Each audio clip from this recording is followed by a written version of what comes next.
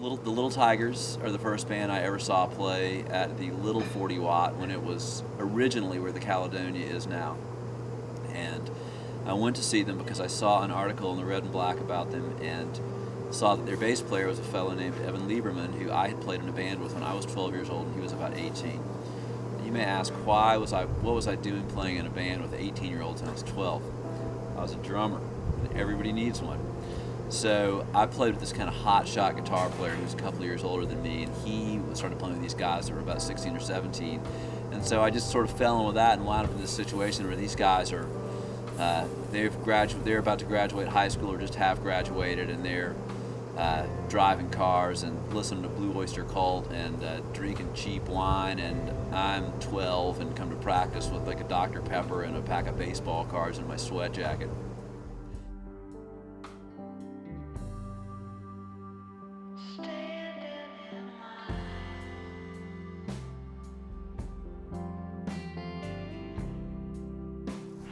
Yeah, I mean, one thing led to another. Started playing in bands, got out of school, decided that's what I wanted to do, so kept up with the music, started my own publishing company to administrate my own songwriting, made some little indie deals to put records out with my band, got into recording my band, got into recording other bands. That led me to becoming an engineer, working originally at a John Keane studio, and then about 5, 6, 7 years as a freelancer, during which time I was also playing in Sugar and playing in Buzz Hungry, and then quit Sugar in early '95 and then focused exclusively on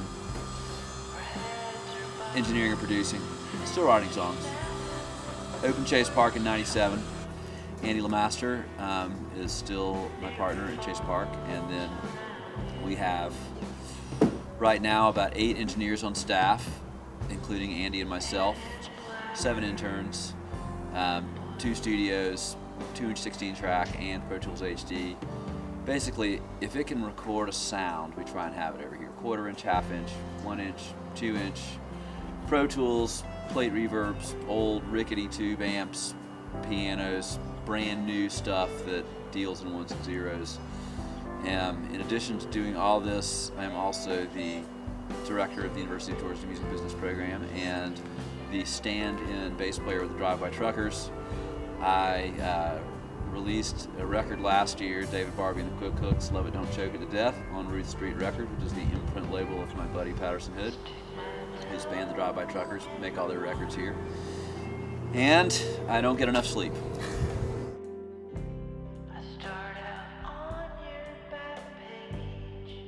I moved to Athens in 1981 to go to college. I was 17, and I didn't know anything about small clubs or new wave rock scenes. I knew about the Who and Led Zeppelin and the Omni, and I knew about me playing in the garage with my friends. But so the exposure to the then pretty small Athens band scene was phenomenal. We went from having 20 bands in Athens that might draw, maybe a really big show might draw a couple hundred people, to this thing that exists today where you've got venues all over town, and some of them hold 1,000 people or so. Georgia Theater, Watt, probably about 850. Classic Center, 2,200 or something.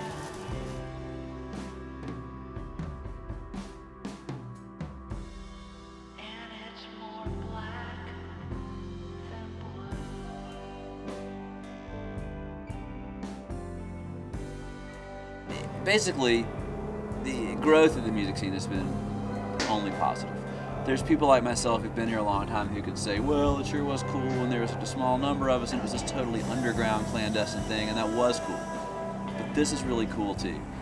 There's simply no way on earth that a music scene that had 15 or 20 bands produced more great music than a music scene that currently has who knows how many hundreds of original artists, 500, 600, I don't know, that it's so diverse here now. You've got Montreal and the Future Birds, and obviously the Truckers and REM and Panic, and on and on and on. There's really no end to it. Reptar, the Wigs, Dead Confederate. folk, funk, whatever kind of music you can think of is cool. There's really just, I think sort of the constantly evolving, limitless nature of it is, how could that not be possible? It's sort of like, in a way, music is sort of this like perpetual neverland, and you don't want to lose sight of that. And I think that what existed in Athens, thanks to a lot of the people like REM who had such a positive attitude towards others, that it always seems like there's always room for somebody else to come in here and do something cool.